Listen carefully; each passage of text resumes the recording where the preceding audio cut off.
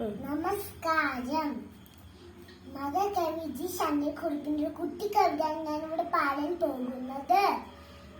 ഇത്തിരി പൂവേ ചുവന്ന പൂവേ, ഇത്ര നാളെങ്ങു നീ പോയി പൂവേ, മണ്ണിനടിയിൽ ഒളിച്ചിരുന്നു, മറ്റുള്ള പൂക്കളെ കാത്തിരുന്നു, വന്നാലു നന്നായി തെല്ലുനേരം, വല്ലതു പാടി കളിക്കാം സ്വൈര്യം, ചെമ്മീറുമീടുപ്പാടു